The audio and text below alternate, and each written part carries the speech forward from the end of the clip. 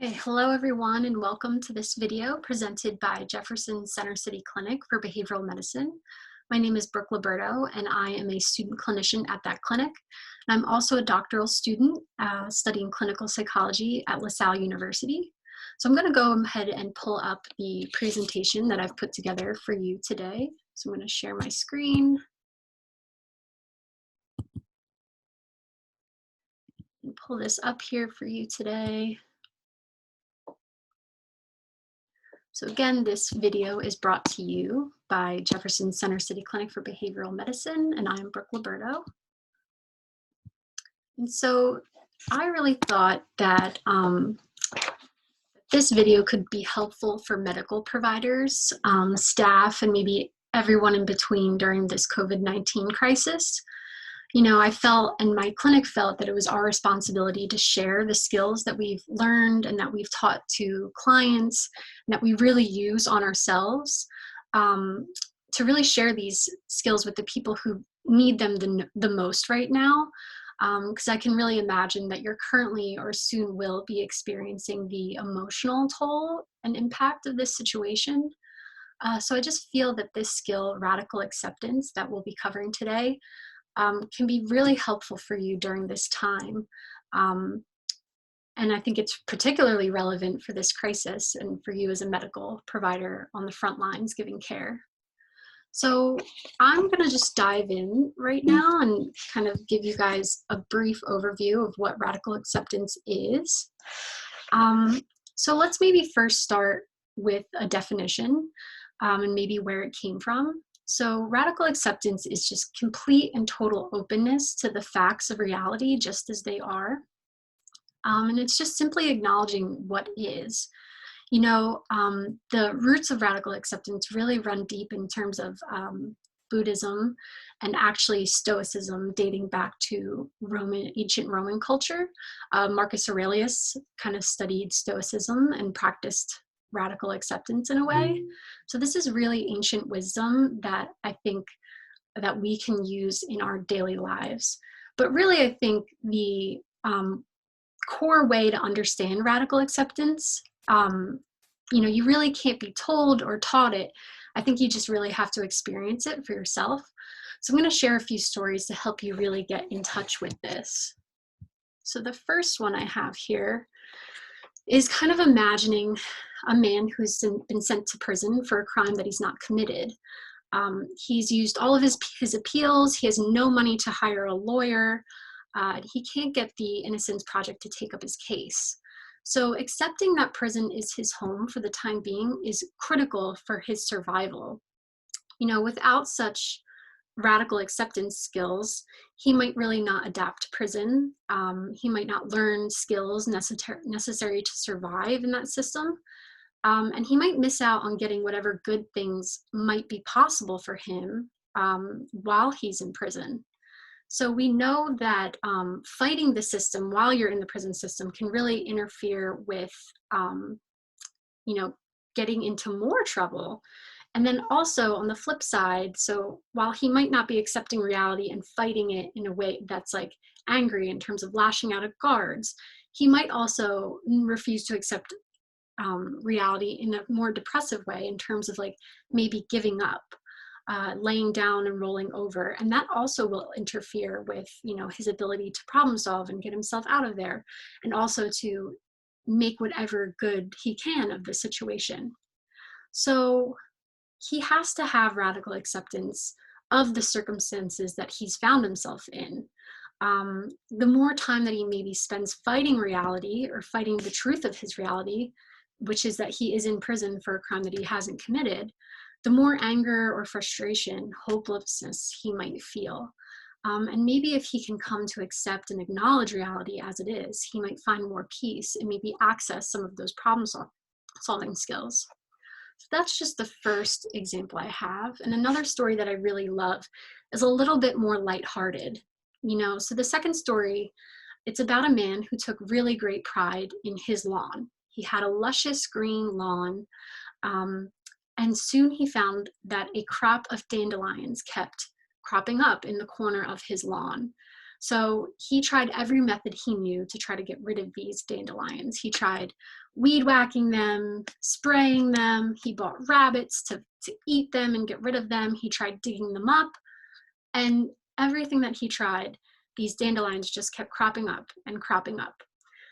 Finally, after these dandelions had plagued him for so long, he decided to write a letter to the Department of Agriculture. He listed out all the ways that he tried to get rid of these dandelions. And he ended his letter with a question, like, what should I do now? I've tried everything. And so after a few weeks, his response came back, and his response was simply that we suggest you learn to love the dandelions. And, this is kind of a lighter story, but I think it really illustrates this point that these circumstances that are outside of our control, whether it be dandelions or an epidemic, we can try maybe everything as an individual to fight the reality of what is, maybe to deny that it's happening or to say that it shouldn't be this way. And yet here they are, still cropping up. And I think that's not to say that we can't, that's not to say that, oh, well, COVID will take its course and we can't do anything. That's not acceptance skills at all. You can not like that the dandelions are cropping up. You cannot like that COVID is at our front door right now. And you can still accept it and do everything within your power to keep, trying to solve the problem.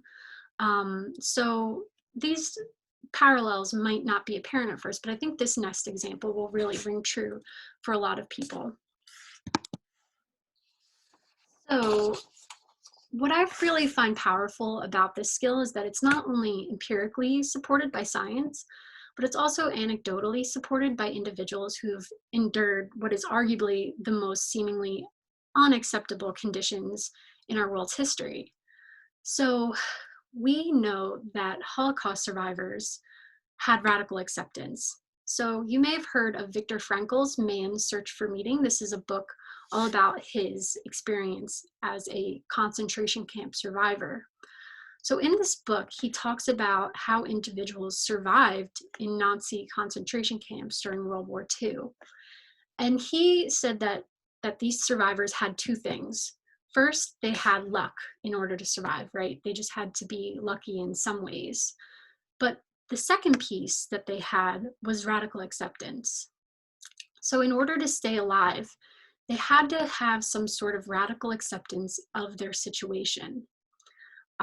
They kind of had to accept the rules, maybe of the concentration camp, and let go of what was maybe right or wrong or fair or what should be, because they really had no relevance within a concentration camp because their power had been taken away. So those who could not accept the conditions maybe either gave up or openly rebelled, and both of those paths maybe ended poorly and maybe led to these people not surviving. And we know that those who did survive really radically accepted the rules within the camp in order to live and still held hope that maybe one day their lives would be different. So I think the important distinction here is that radically accepting that you are placed in this terrible condition does not mean that you like it, that you approve of it, that you wanted it to happen. Rather, it's just acknowledging the facts of the reality at that moment, which I think is a really difficult thing, of course, to do in such horrible circumstances such as the Holocaust. And I can imagine even from now, it seems to me that the COVID crisis is, some of you might be faced with the same kind of dilemma. So these circumstances are really frightening and completely undesirable for you as a provider, for patients, for really all of us at this point.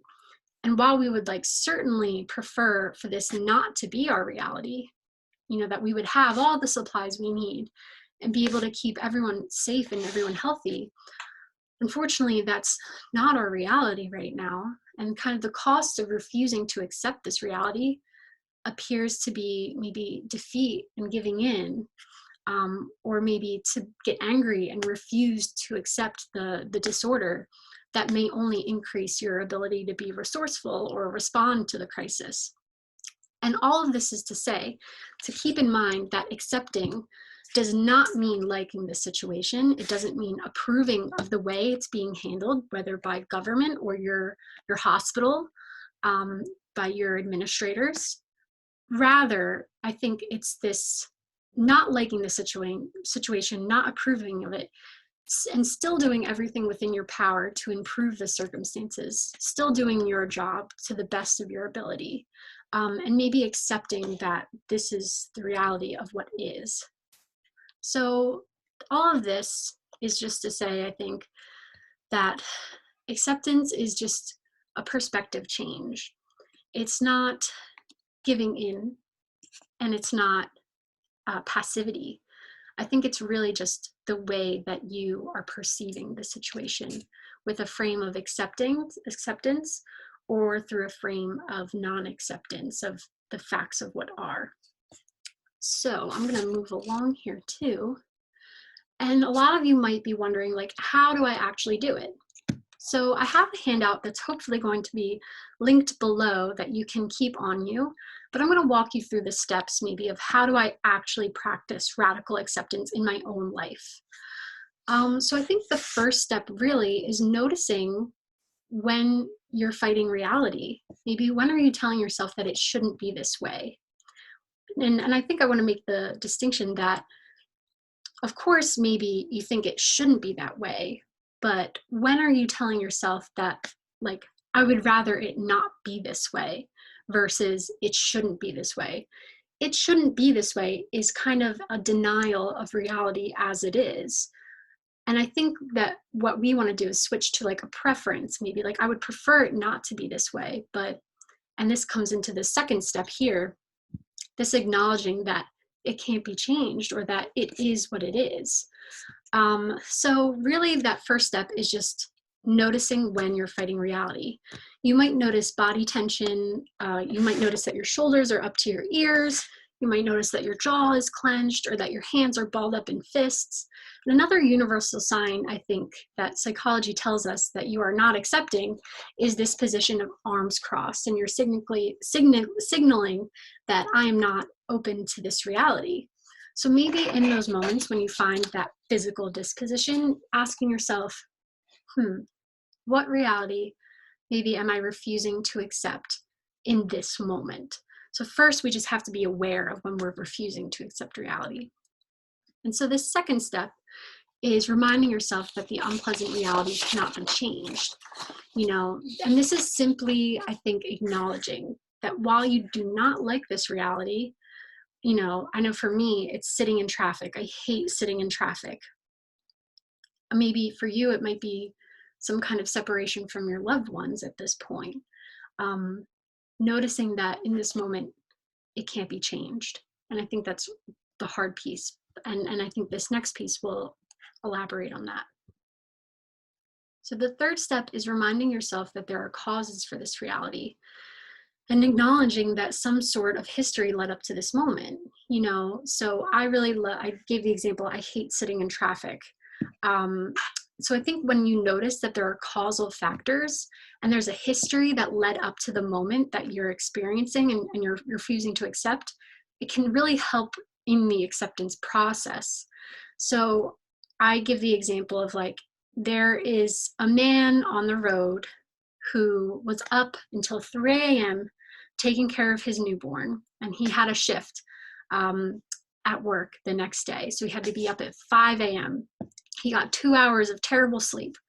And just by happenstance, it's also raining. And then that man rear ends someone and he gets into an accident. So he's on the road and there's only 2 lanes on the road that he's on. And you know what people do when they get into accidents. They gawk and they stare at the passerby. And then that car that's stopping is stopping the car behind it, and the car behind it, and the car behind it. And then there's me in my car, gripping the steering wheel, refusing to accept that I am stuck in traffic. So noticing how a series of events led up to this moment of me being stuck in traffic. And I think that in terms of this situation too, like the idea, you as medical providers might have a better idea than me of how viruses spread, but noticing how, while we would like to go back in time to change that, tell that guy to get a babysitter, get a good night's sleep, maybe changing the way we handled in the early stages of this crisis, saying we should have, practiced social distancing, quarantining sooner.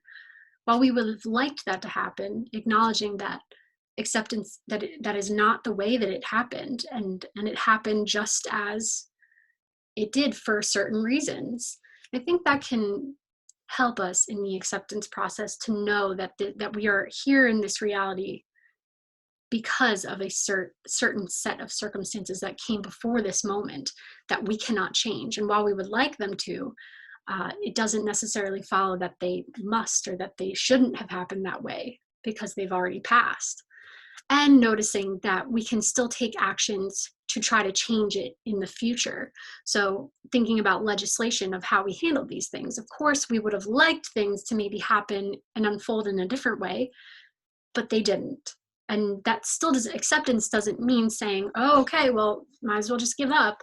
We can still take steps in our future to say, let's plan for this to not happen again, and still take steps in our present to keep everyone safe. So that's the third piece, is reminding that there are causes for this reality. Fourth is practicing acceptance with your whole self. So I really like using acceptance, like kind of self-talk. I know that I myself tell myself a lot, like this kind of line that although I would like this reality to be different, I can acknowledge and accept that it is not. For me, when I'm in traffic, I'll say, although I would like everyone to be going the speed limit and all of us to keep moving forward and there not to be traffic, I can acknowledge and accept that there is traffic right now. And usually when that happens, I tend to loosen my grip on the steering wheel. I tend to maybe turn up the volume on my radio and listen to music instead of being so absorbed and okay, I think we're still going. Hopefully we can edit that out. My computer just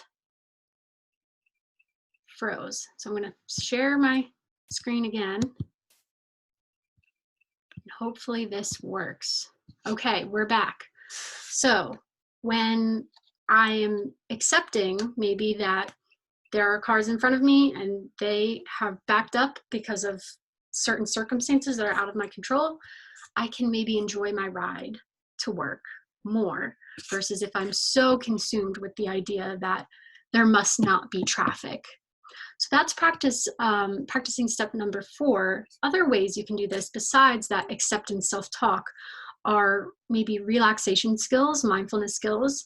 There's actually another video that's going to be provided by us, by Jefferson Center City Clinic for Behavioral Medicine, about mindfulness. So please see that video if you want to learn more about mindfulness skills. Another piece, I know that I had kind of talked about this at the beginning of like, how can I know when I'm not accepting reality? This is the universal signal for I'm not accepting reality as it is.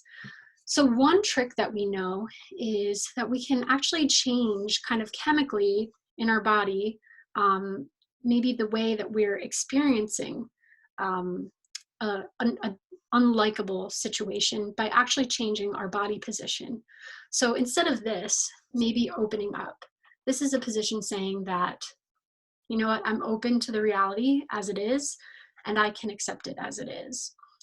All the while not liking it or wanting it to be there, but rather just kind of facing reality.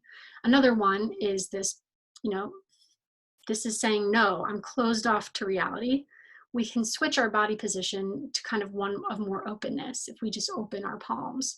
So that's one, I think, trick that we can use when we feel ourselves being closed off to reality as it is, and open up. I do this when my hands are gripped on the steering wheel.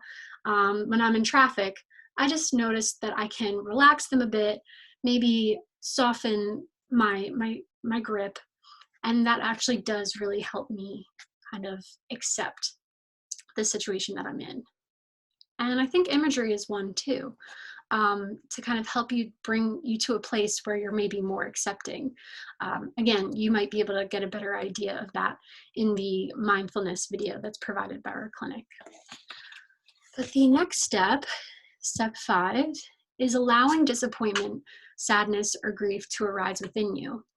So I know that acceptance has sometimes been likened or kind of connected or related to grief. And this point is really that you're kind of grieving the reality that you wish could have been.